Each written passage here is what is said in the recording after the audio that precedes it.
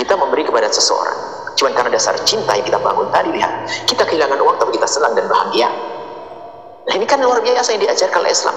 Makanya kalau kita hanya berbuat baik hanya karena basa-basi sosial atau karena ingin dilihat orang, kita berbicara tentang sedekah, derma, korban, tapi bukan didasari rasa cinta kepada sesama, maka semua tidak akan menghasilkan apa-apa kecuali hanya senang disanjung saja. Setelah itu akan sepi lagi, gundah lagi. Tapi kalau kita melakukan semuanya karena Allah, maka ketahuilah bahasanya semuanya akan indah.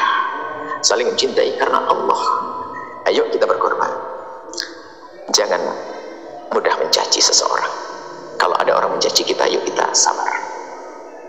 Kita sakit gak apa-apa, tapi demi kebaikan orang, maka pada akhirnya nanti akan muncul cinta di hati kita, sehingga rasa sakit tidak akan dirasakan sakit. Seorang bapak yang kerja di bawah terik matahari, dengan panas matahari, capek menggenjot sepedanya, capek, tapi dirasakan nikmat karena untuk istri yang dicintai. Semuanya seperti itu. Dengan cinta, kita sudah waktunya bicara tentang cinta. Maka pengorbanan demi cinta sebenarnya. Nah, kita bicara korban. Berkorban adalah harus dengan niat seperti ini. Kita ingin berkorban, bukan sekedar kita cari ibadah. Ibadah kepada Allah banyak yang bisa kita lakukan. Apa itu? Sujud, rukuk. Tapi ada makna berkorban yang harus kita hadirkan adalah bagaimana kita melatih diri kita peduli dengan sesama. Peduli dengan sesama. Bukan sekedar peduli dengan sesama, bagaimana kita biasa membuat senang bersama. Sebab hari raya korban itu adalah membuat kesenangan bersama. Sehingga jangan sampai binatang korban itu di saat menyalurkannya keluar dari hari raya, hari kegembiraan atau hari tasyrik. Karena perlunya adalah di hari itu adalah hari bergembira. Jadi kalau orang bicara tentang korban ini bukan sekedar dia beribadah saja kepada Allah, akan tapi bagaimana dia menyenangkan orang lain karena Allah. Ini harus dipahami. Tapi selama ini mungkin sedikit di antara kita yang menyadari mana ini berkorban. Hanya yang dia adalah hanya dipikir tentang pahala, bahwa saya nanti begini-begini. Tidak, harus ada sesuatu yang kita cari adalah bagaimana menumbuhkan kasih dan cinta kita pada sesama. Kasih dan cinta kepada si fakir. Kasih dan cinta kepada orang yang selama ini tidak pernah merasakan daging. Korban. Nah, ini adalah masalah kesadaran untuk berkorban. Betul kita hendaknya melakukan berkorban betul karena Allah, sehingga daging sembelih korban yang kita bagikan itu akan dirasakan oleh saudara-saudara kita, sanak kerabat. Sehingga pembagian korban pun lihat, pembagian korban adalah korban ada paling tidak dibagi menjadi 3. Yang sepertiga diberikan fakir miskin akan merasakan hari raya dengan makan daging. Yang sepertiga adalah kita hidangkan untuk tamu, sepertiga adalah untuk keluarga kita, adalah korban. Nah, ini harus kita hadirkan. Korban itu luar biasa. Kemudian ada lagi pahala yang istimewa. Ketahuilah bahasanya kalau orang yang menyembelih kambing di hari biasa mendapatkan pahala besar, kita sajikan tanpa pahala besar. Tapi kalau kita menyembelih di hari raya, pahalanya berlipat-lipat yang tidak bisa disamakan dengan menyembelih kambing dari biasa. Tolong pahami mana ini. Jadi bukan kelihatan sama menyembelih, oh enggak, beda. Karena ini ibadah. Bahkan dalam mazhab lain seperti mazhab Abu Hanifah menjadi wajib hukum. Kalau kita kan sunnah yang dikukuhkan. Mazhab yang lain wajib. Artinya memang betul-betul pahalanya besar, nggak bisa disamakan dengan menyembelih biasa. Cuma kalau hari ini Anda ingin menyembelih kambing dengan tetangga, jangan nunggu hari raya korban. Kelamaan, kebaikan hari ini lebih bagus daripada nanti. Hari ini menyenangkan orang, iya, ada sebagian orang salah paham. Jadi wah, kebaikan bulan Ramadan bersedekah. Mau sedekah hari ini nggak mau, kenapa? Saya mau sedekah Ramadan, ini kebelinger dia. Salah, hari ini keluarkan rizkimu, Ramadan rizki yang lain, begitu. Ini kesalahpahaman itu harus dibenahi, bahaya. Banyak orang suruh sedekah nanti Ramadan saja, haji. Hari ini lakukan. Ini harus dipahamkan. Kemudian hal lain lagi yang perlu kita hadirkan, pemahaman tentang korban. Di masyarakat sering banyak pertanyaan. Pertanyaan yang menunjukkan karena memaksakan korban yang kurang. Misalnya ada, mana yang didahulukan antara korban dengan akikah? Ini kan aneh. Akikah seumur hidup sekali. Kalau korban tidak. Kalau korban itu, ini harus pahami. Korban itu bukan seumur hidup sekali. Tapi kami melihat di sebagian kampung mengatakan korban seumur hidup sekali. Ini pemahaman ini. Sehingga kalau ada seorang yang ditanya, ibu korban bu, sudah saya, kapan bu? 10 tahun yang lalu. Nah ini 10 tahun lalu. Karena pemahaman tentang korban yang salah. Sunnahnya korban itu sama dengan sunnahnya puasa. Puasa Arafah. Artinya apa? Kapan bulan haji itu tiba, maka sunnah puasa Arafah ada. Kapan bulan haji tiba, maka sunnah korban ada. Biarpun Anda sudah korban tahun yang lalu, saya disunahkan, tahun depan disunahkan terus. Jadi ini harus dipahami, bahwasanya berkorban itu adalah sunnah setiap tahun, bukan seumur hidup sekali. Cuma tidak tahu dari mana pemahaman seolah-olah seumur hidup sekali. Ini ada pemahaman yang salah, dan salah. Kok ada seumur hidup sekali? Bagaimana korban seumur hidup sekali? Kemudian setiap anak hendaknya berkorban satu. Setiap orang, kalau kita punya suami istri dengan anak 6, maka menjadi 8. Dianjurkan bisa nyembelih 8 kambing atau 1 sapi plus 1.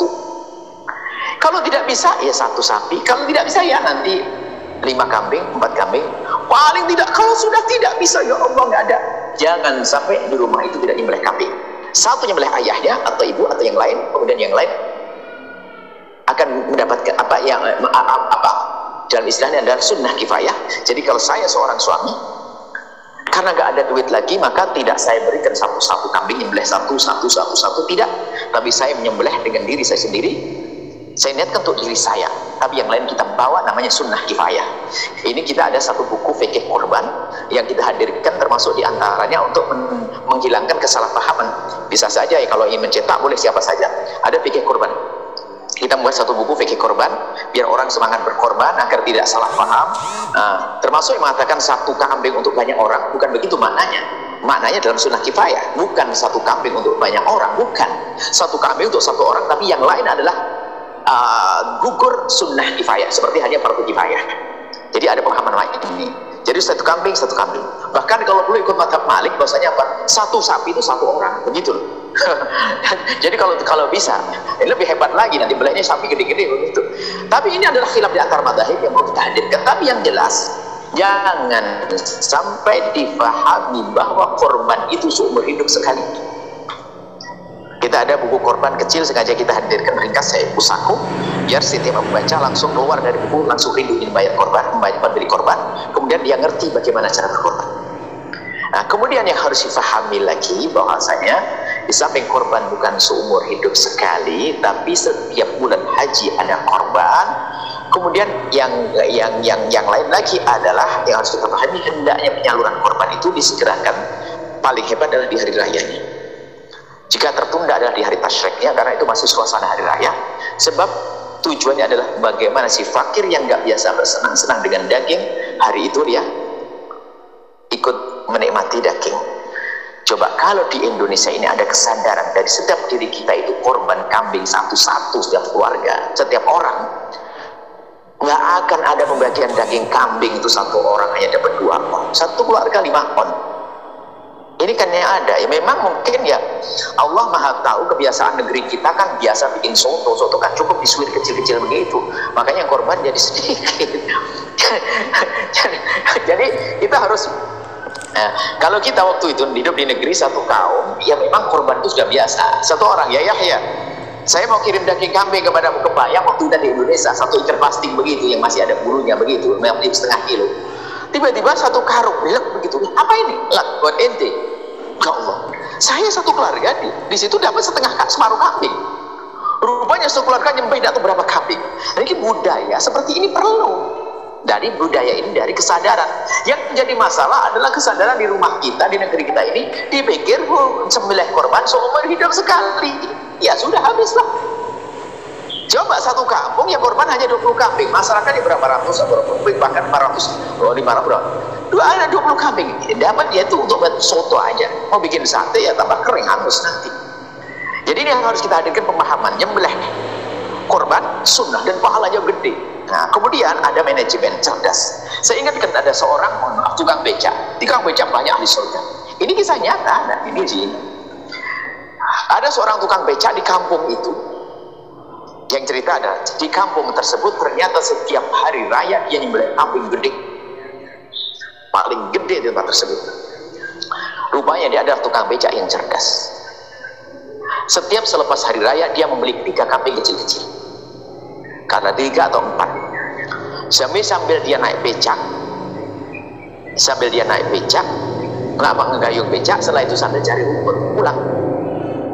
Dan dia ternyata pandai, cerdas ya manajemennya, sehingga setiap bulan haji dia sembelih 1, yang lain jual kan mahal hari itu. Setelah dijual nanti beli lagi kecil, jadi setiap tahun dia nyembelih kurban. Coba cerdas. Bagaimana kita kalah dengan tukang becak yang punya gaji berapa juta itu atau berapa ini? Ayo, tabungannya berapa di bank di sini? Lah kok nyembelih korban setahun sekali aja susah, kalah sama tukang becak. Tukang becak beli kambing kecil, ditaruh di kandangnya, setiap hari sambil dicari rumput. Bahkan kadang rumputnya beli dari uang becaknya itu beli. Kadang ini ternyata setiap tahun dia nyembelih kambing korban, yang satu lagi dijual, kadangnya dijual 2. Setelah itu dapat duit lagi untuk keluarganya juga ada, makan enak, nyembelih kambing korban. Kemudian sisanya adalah untuk beli kambing lagi untuk tahun depan, terus begitu. Ini kan kecerdasan dia, karena sadar bahasanya menyembelih korban adalah sunnah yang sangat besar. Memang surga adalah milik siapa saja, biarpun orang kaya raya nyembelih korban, kadang-kadang mikirnya masih bingung, milih sapi aja, sapi yang paling murah, yang paling kecil. Yang penting 7 katanya. Enggak, tapi kesadaran untuk beramal itu adalah juga pilihan Allah Subhanahu wa Ta'ala. Mungkin ini yang perlu kami hadirkan. Ayo semuanya bersemangat untuk korban di tahun yang akan datang. Mulai sekarang sudah mulai nabung, tidak kerasa. Nanti pada hari hanya semua anak kita 7, mungkin anak 10 kambing atau 1 sapi plus seperti itu. Baik, ini saja mungkin yang kami hadirkan rasanya. Ini adalah untuk memotivasi saja agar semuanya sadar pentingnya korban, tidak seperti nyembelih-nyembelihan biasa, dan wawasan itu penting. Kemudian kesadaran keimanan juga penting, sangat penting tentunya. Wawasan luas, gak ada iman gak bisa berbuat baik. Dibandingin dengan keimanan lah, itulah yang menjadi sebab orang mudah melakukan kebaikan. Insya Allah semuanya dari berapa? 577 ini 576 orang, anaknya 4, kalikan 3, kalikan 4, 5 kali 4, 2000 berapa? 2000, minimal 2000 kambing yang bisa disembelih. Ini dari yang ada. Dia mengajak yang lainnya, Masya Allah, dari pihak lembaga yang akan menyalurkan dari Bank BJB Syariah, nanti akan menyalurkan. Masya Allah, manfaatnya besar untuk umat Nabi Muhammad SAW. Insya Allah. Yang sudah bergabung serius, Anda berarti sudah biasa dengan uang, karena bergabung dengan dunia perbankan berarti kan punya duit. Anda cicil, Anda beli korban, hari ini sudah nyicil tabungan untuk korban tombak. Nanti ada tabungan untuk bisa naik haji dan seterusnya. Berbuat baik dengan cara yang mudah, ya, dengan cara yang senang. Jadi setiap Anda mulai nabung itu sudah jadi pahala buat Anda. Ya. Semoga Allah mudahkan kita untuk melakukan kebaikan untuk kebaikan kita kelak di akhirat di hadapan Allah SWT. Wallahu a'lam bishawab.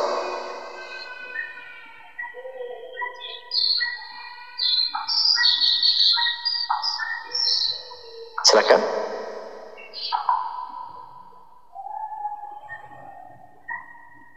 Suaranya belum terdengar. Baik, Masya Allah, suara belum terdengar. Terima kasih Buya atas tausiahnya, sangat luar biasa. Mudah-mudahan menambah ilmu kita semua. Kita langsung saja ke sesi pertanyaan ya Buya ya. Baik. Kalau kita akan batasi 2 pertanyaan yang raise hand dan 2 pertanyaan yang melalui chat Zoom ya Pak Buya ya.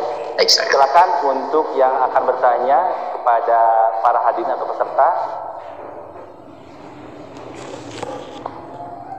Oke. Dengan siapa? Assalamualaikum, Kang Andis.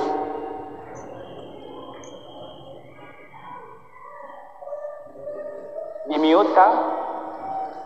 Suaranya belum terdengar. Di klik dulu mute-nya, Pak Andis. Nah. Ya. Baik, Masya Allah. Ya. Assalamualaikum warahmatullahi wabarakatuh. Abu ya alhamdulillah akhirnya bisa bertemu langsung dengan Buya Yahya. Padahal saat itu sebelum pandemi bulan April ada rencana umroh bareng Buya Yahya bersama Zentur Bandung. Allahu Akbar. Alhamdulillah bisa di sini bertemu, saya sangat bahagia sekali. Kami lebih bahagia, kami bisa senang dengan ini. Ya. Perindu kemuliaan semuanya. Baik. Ya, insya Allah nanti suatu saat ingin sowan langsung ke Cirebon. Sangat senang. Terima kasih sangat. Insya Allah. Saya kebetulan dari Bandung, tepatnya sebagai pengurus Ma'hada Saidiyah Bandung, sebuah lembaga pendidikan yang alhamdulillah sudah lebih dari 10 tahun menggunakan BJBS Bank Jabar Syariah di cabang Soreang. Alhamdulillah. Ya, alhamdulillah juga. Mohon maaf, 2010 juga kita ikut serta dana talang haji bersama BJB Soreang. Masya Allah. BJB Syariah Soreang. Alhamdulillah hari ini pun diberi link untuk bertemu Buya langsung lewat Zoom dari BJB Soreang, BJB Syariah Soreang. Ini yang saya tanyakan, apakah untuk kurban ini bisa menggunakan dana talang akad syariah satu, dan juga umroh haji juga, apakah boleh? Bagaimana dengan ininya gitu? Ada yang ada mendengar kemarin booming itu membolehkan, ada juga yang melarang. Saya ingin mendapatkan dari Buya langsung bagaimana bisa atau tidaknya supaya kita lebih maksimal untuk nanti ikut sertanya. Terima kasih ya Buya. Assalamualaikum warahmatullahi wabarakatuh. Kami kasih rambu-rambu secara umum kepada semuanya. Bahwasanya yang berada di bank syariat itu semuanya produknya diupayakan sesuai dengan syariat. Itu dulu rambu-rambunya. Jika ada kritik satu dulu itu wajar, karena ini ada produk yang diupayakan oleh manusia untuk hadirkannya. Itu dulu, jangan kemana-mana. Memang di sana banyak orang yang ingin menggembosi atau ingin melemahkan orang untuk masuk dunia syariat ini. Di sana ada, bahkan mengatakan konvensional dengan bunga dengan ini sama, itu ada upaya, biarkan. Tapi harus kita pahamkan secara umum bahasanya semua produk yang ada di dalam dunia di bank syariat ini, BJB Syariat khususnya ini, adalah semuanya diupayakan sesuai dengan syariat. Kalau ada, memang ada, kita juga punya kritik kok. Tapi kritik itu adalah nanti untuk membuat perubahan. Saya punya kritik kepada bank syariat, tapi saya juga tidak mau kalau ada orang menggembosi atau menjauhkan dari dunia syariat. Saya punya kritik banyak kepada syariat, karena itu rumah kami, anggap sebagai rumah kami. Kami bersyukur adanya lembaga keuangan yang syar'i. Maka kami minta dari sisi bank syariat sendiri siap untuk membuat perubahan. Waktu itu juga ada teman-teman dari BJB datang, kami berikan masukan banyak hal, dan juga yang lainnya wajar karena itu milik saya. Tapi kalau saya sangat kecewa dengan sebagai orang yang mengatakan sama dan seterusnya, ya, akhirnya orang yang mau hijrah itu malah ragu-ragu. Dan termasuk Anda hari ini mendengar bahwa saya mungkin ada mengatakan tidak boleh. Memang ada beberapa hal itu ditanyakan Anda transaksinya. Saya mau haji, mau beli kursi haji dan sebagainya, transaksi kemana, ujrohnya ujroh seperti apa. Secara global bahwasanya semua ada di bank syariat, produknya itu sudah diupayakan sesuai dengan syariat. Kalau ada kekurangannya itu akan kita sempurnakan bersama-sama. Tidak mungkin dijelentrekkan saat ini. Jadi Anda boleh menampung di situ, Anda boleh menampung umroh, Anda boleh menampung ini. Nanti sambil kita berjalan, kan kita juga ada yang masuk pada kapital transaksi. Yang kurang kami. Nanti kalau kami bertemu, kami akan sampaikan. Bahkan mungkin di media saya sampaikan biasanya. Yang selama ini mungkin waktu itu ada teman-teman dari BBB ada datang pada kami, juga kami sampaikan ada masalah untuk buat perubahan. Jadi secara umum Anda ada usaha. Anda nabung apa saja untuk haji, untuk umroh, Anda sesuai dengan syariat, semua ada aturannya, asalkan Anda ikuti petunjuk transaksi itu. Kemudian di sisi lain yang ada kelemahannya diantaranya adalah sebagian dari teman-teman yang bekerja di bank syariat ini adalah basicnya basic konvensional, sehingga lisannya lisan konvensional, sehingga menjadi semua seperti sama. Dan ini harus dibenahi. Ini adalah lembaga yang membenahi ini semuanya, sehingga ada pelatihan dan seterusnya, pemantauan dan seterusnya. Jangan sampai sesuatu yang syariat itu menjadi tidak syariat gara-gara lisan, karena lisan itu yang menjadikan untuk transaksi, sehingga sehingga di luar sana yang memusuhi dunia bank syariah dia akan semakin senang dengan cara-cara transaksi yang salah oleh pelaku-pelaku di bank syariat karena belum punya latar belakang syariat yang benar. Ini saja secara umum. Anda ada suaraku dan bismillah ya, Anda ikuti saja yang ada di bank syariat. Kalau rinciannya panjang, banyak produknya. Jadi kalau ada yang bertanya, Buya yang halal gimana? Oh, jangan ngomong begitu, tunjukkan mana produk bank syariat, nanti yang nggak halal saya coret, tinggal gitu saja. Jangan misalnya nyari halal, mana produknya yang ada, nanti saya lihat. Kalau memang ada, ya bertanyakan nanti. Kayak dibenahi seperti itu, nggak ada masalah. Jadi saya rindu bank syariat. Kemudian saya ingat, saya imbauan. Anda ini dari 891, berarti Anda sudah hijrah. Hanya di antara Anda ini ada yang setengah-setengah, ada yang masih sebagian hartanya ada di konvensional. Segera Anda hijrah, sempurnakan hijrah Anda. Mungkin urusan bisnis, upayakan untuk Anda meyakini. Anda harus yakin di saat masuk dunia syariat, Anda yakin, saya yakin ya. Maksudnya adalah jalan keselamatan hartaku, Maka dari itu apa? Jangan masih ada yang disimpan di dunia konvensional, wahai saudara. Anda ahli surga semuanya. Saya seru Anda. Sebab saya punya banyak saudara teman seperti itu, Bu ya. Saya masih belum bisa seutuhnya. Kenapa? Masih begini, kuatkan keyakinan. Akhirnya, Bu ya, ternyata saya baru akan selesai lepas dari konvensional setelah 5 tahun. Yang penting lihat sekarang.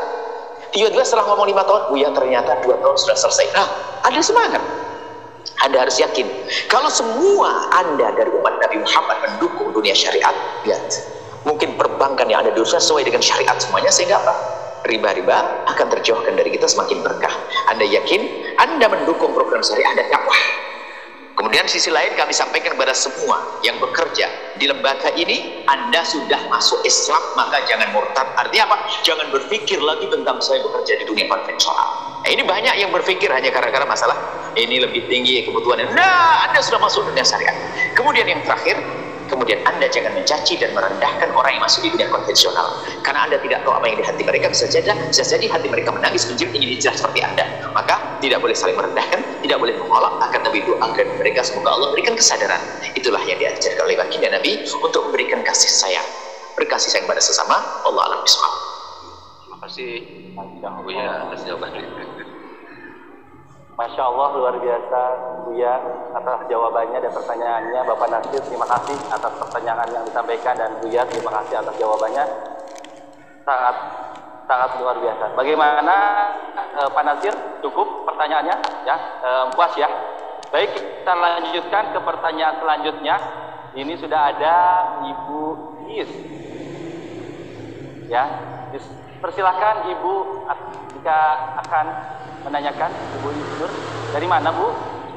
Assalamualaikum warahmatullahi wabarakatuh. Waalaikumsalam warahmatullahi wabarakatuh. Saya dari nasabah KCP Kota Tasikmalaya, BJBS KCP Kota Tasikmalaya. Saya sendiri kebetulan ASN dari Kementerian Agama Kabupaten Tasikmalaya.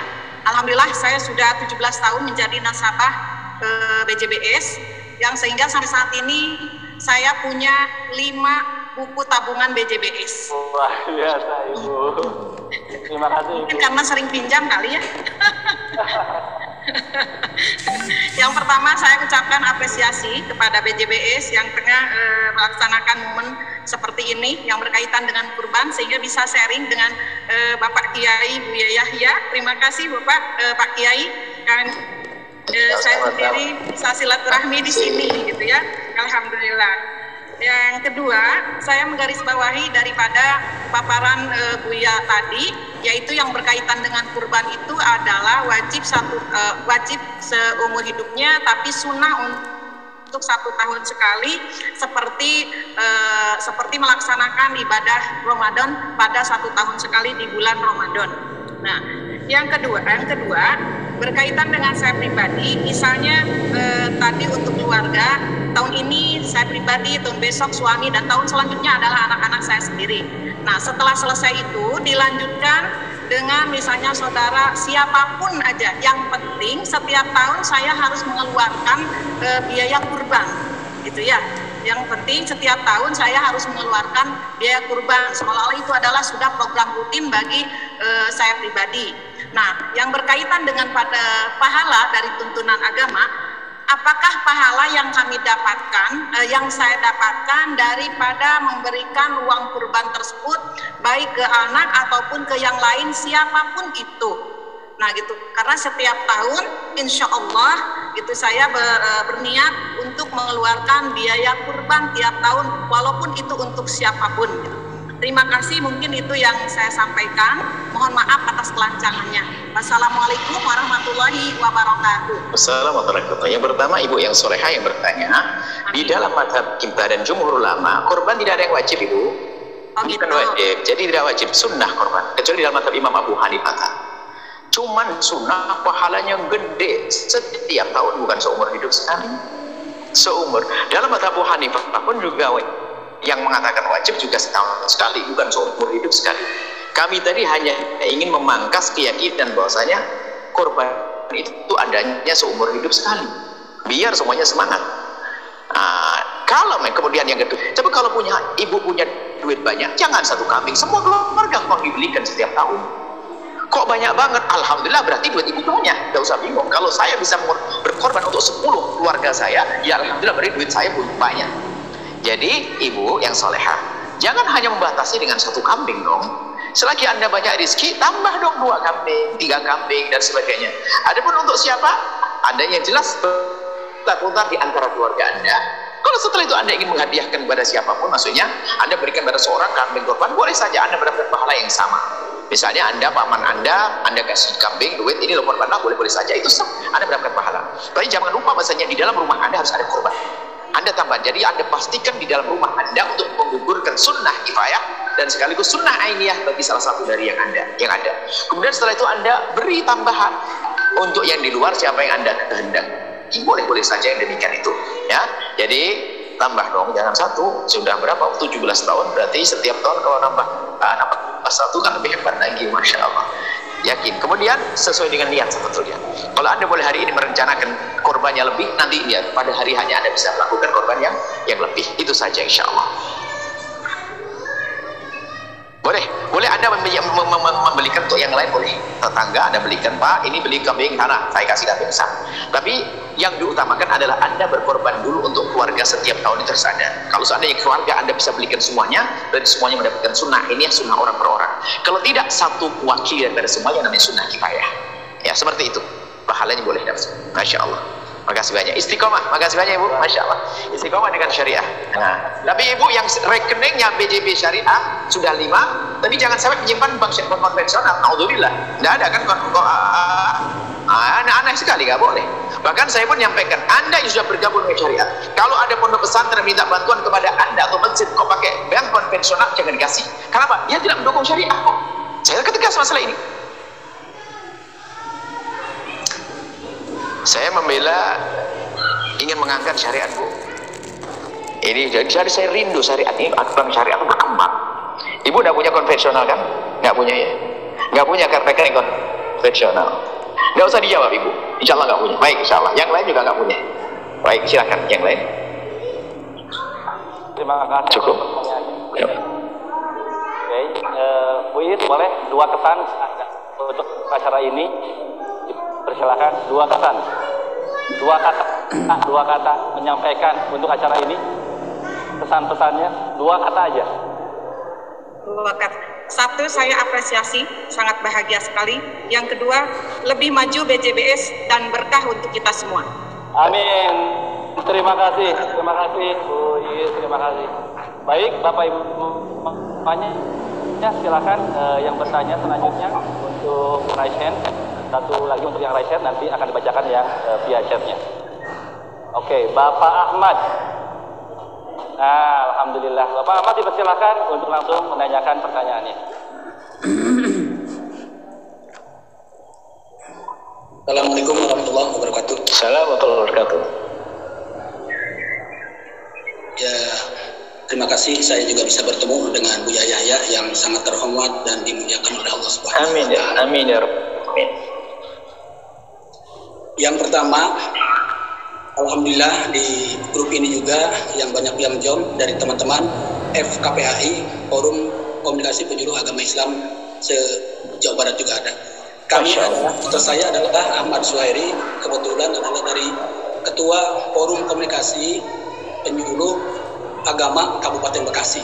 Alhamdulillah, makasih banyak. Masya Allah, senang. Yang pertama, saya terima kasih kepada BJBS. Ya, tadi adalah Bank Syariah dari BJB. Kami adalah dari Kabupaten Bekasi siap untuk membantu menjadi agen mensosialisasi tentang produk BJB Syariah, terutama dalam hal mudharabah. Ini yang masyarakat banyak yang tidak paham tentang apa tuh mudharabah. Itu mungkin yang pertama. Dan wadiah mungkin dalamnya. Yang kedua, saya bertanya ke Buya, mohon maaf Buya. Yang kedua ini adalah banyak di masyarakat ketika iuran 1 kambing oleh 10 orang misalnya, tujuannya adalah untuk kurban. Nah, pertanyaannya gimana itu hukum kurban 1 kambing hasil iuran 10 orang? Apakah termasuk kurban dalam istilah kurban yang tadi Buya Yahya jelaskan, atau hanya termasuk kurban menurut lugawiyah? Itu saja Buya, mohon maaf. Assalamualaikum warahmatullahi wabarakatuh. Waalaikumsalam, Masya Allah. Semoga banyak pejuang-pejuang syariah seperti Pak Ahmad ini membela syariat, menjuangkan syariat khususnya dalam dunia keuangan, sebab semua orang berurusan dengan uang. Kalau uangnya kalah, naudzubillah, masuklah riba yang dimurkai oleh Allah. Baik, tidak ada korban patungan, karena korban satu kambing satu orang, tidak ada korban patungan. Akan tapi jika ada orang melakukan patungan untuk korban, maka akan menjadi sedekah. Sedekah menyenangkan orang di hari raya, tapi tidak disebut sebagai korban. Tapi bisa saja dijadikan korban, nanti sekolah itu menghadiahkan kepada ustadznya. Ini ustadz kambing buat ustadz, korbannya akan jadi korban untuk ustadz. Jadi disiasati, jadi diberikan kepada ustadznya. Mungkin di sebuah sekolahan SMP, SMA, ustadz yang paling serem itu loh, kasih hadiah ustadz, ini ada kambing buat anda untuk nyembelih korban, maka akan jadi korban buat ustadz. Lalu kita dapat apa? Dapat pahala menolong orang untuk berkorban. Nanti bahkan pahala. Jadi nggak ada korban patungan, nggak ada. Tapi harus begitu, harus jelas korban. Tapi jangan dong patungan kalau gitu. Ya, jangan diikat, jarang dong orang berbuat baik dong. Biarkan saja. Ya, dia akan jadi sedekah di hari itu yang dimakan oleh orang di hari raya, jadi pahala. Jadi pahala sedekah. Tapi saya pengen punya nilai korban. Ya sudah, korban salah satu saja. Yang lain ngumpulin, kemudian diberikan salah satu, Pak Ustadz atau Pak Guru, Pak Kepala Sekolah, Pak ini ada uang nilai 3 juta, saya belikan kambing untuk anda, korban atas nama anda. Selesai, dia yang berkorban, kita dapat pahala menolong orang berkorban. Seperti itu, nggak susah, gampang. Ya, itu akan masuk masalah luwak, ya istilah masuk kalau dengan cara ini. Seperti itu. Allah a'lam bishawab. Terima kasih Bu ya atas penjelasannya. Mungkin teman-teman juga sama apa yang diinginkan seperti itu mungkin. Terima kasih Bu ya. Baik. Sama-sama. Yang lain? Baik Bu ya, ini ada pertanyaan 2 lagi ya Bu ya dari chat, saya bacakan Bu ya, mohon izin. Silakan. Dari Bapak Ius, pesantren Darul Khair. Masya Allah, senang. Pesantren, sukses pesantrennya insya Allah. Bolehkah membeli hewan kurban dengan cara dicicil dengan akad murabahah? Bisa saja, sebab namanya kita. Jadi nanti kalau murabahah kan harus tahu bahwasanya pihak dari bank yang membelikan, setelah bank beli nanti menjual ke kita, tentunya menjual adalah dengan harga lebih besar. Jadi nah seperti itu. Gambar sederhana begini, saya boleh menyembelih korban tapi dengan ngutang, itu boleh. Saya datang Anda pedagang sapi, lalu Pak saya mau korban sapi, duitnya mana Bu ya? Saya belum punya duit, saya bayar nanti setelah hari raya itu, saya udah duit. Oke, saya sembelih korban dapat pahala, tapi saya punya utang kepada Anda, korban sah. Nah, dalam hal ini mudharabah ini termasuk mungkin jenis ini, model ini. Misalnya apa? Dari pihak perbankan memfasilitasi membelikan kambing, beli kambing, kemudian kambingnya dijual kepada Anda sembelih, cuman Anda bayarnya nanti nyicil. Atau sebaliknya, dari sekarang nabung, bisa saja. Jadi gampang, semuanya mensyariahkan transaksi itu mudah. Yang penting syaratnya satu, kita percaya ada syariah adalah berkah, dan kita menyerahkan diri kepada syariat. Ada mudah, ada cara banyak-banyak. Yang penting jangan kita merendahkan syariat, selesai. Sudah. Bisa dengan cara murabahah, tentunya dari pihak perbankan sudah sangat mengerti bagaimana murabahah, insya Allah. Seperti itu, boleh tidak ada masalah. Alhamdulillah, terima kasih Bu ya atas jawabannya. Jadi boleh ya Bu ya. Alhamdulillah Bapak Ibu semuanya sudah terjawab ya pertanyaannya. Baik, pertanyaan terakhir Bu ya, dari Ibu Siti Khadijah dari Musola Istiqomah. Masya Allah. Adalah, bolehkah diniatkan berkurban untuk orang yang sudah meninggal? Bagaimana hukumnya? Baik, sebelum saya menjawab ini ada pertanyaan yang kelewat tadi saya baca bahwasanya saya punya utang, boleh nggak saya korban? Korban kan sunnah.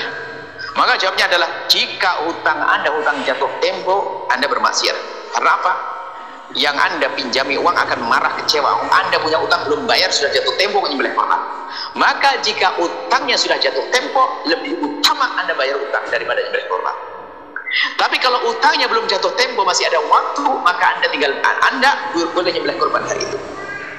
Atau sudah jatuh tempo, kalau belum jatuh tempo, misalnya bulan depan saya harus bayar utang, tapi Anda sudah punya gambaran, sekarang hari raya haji, saya akan menyembelih korban, sah dan tidak dosa. Karena apa? Belum jatuh tempo.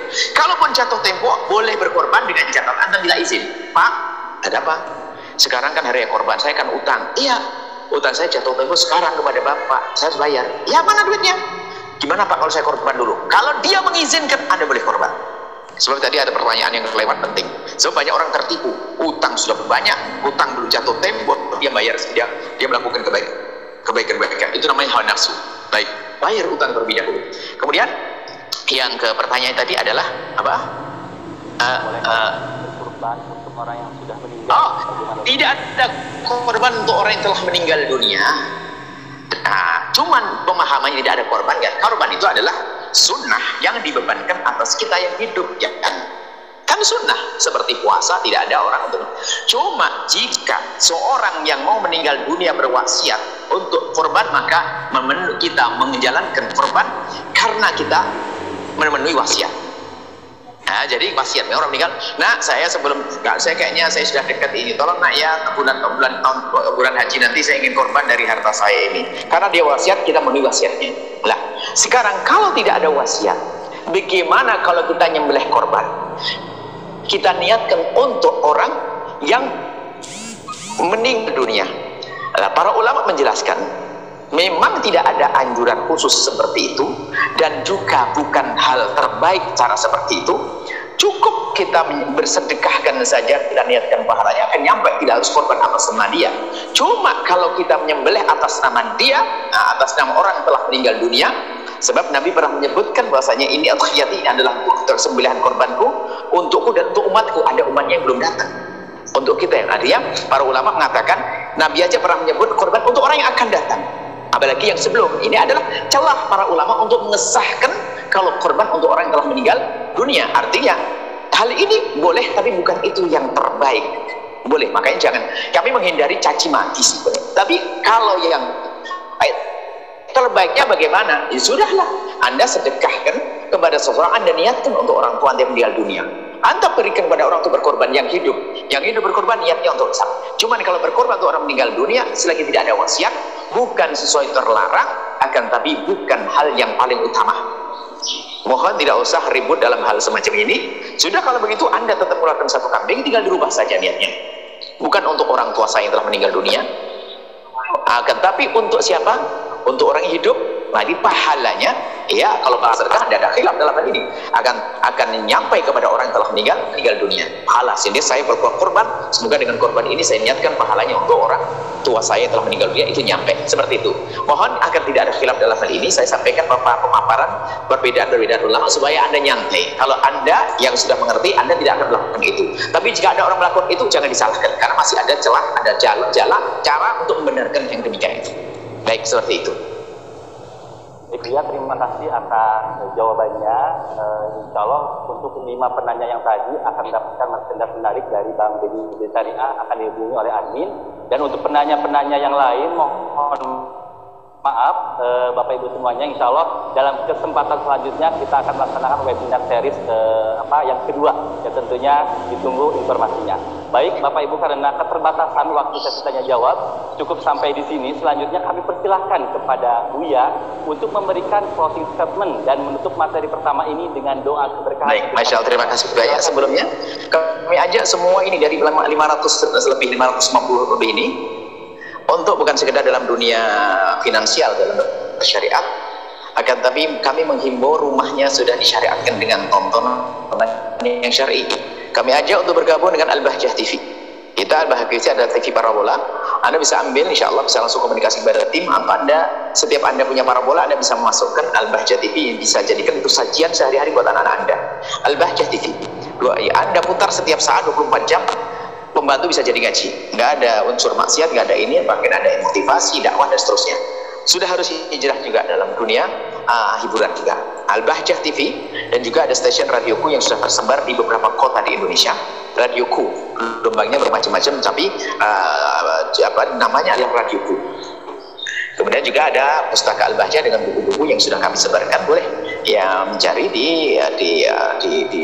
melalui cari informasi di Al-Bahjah.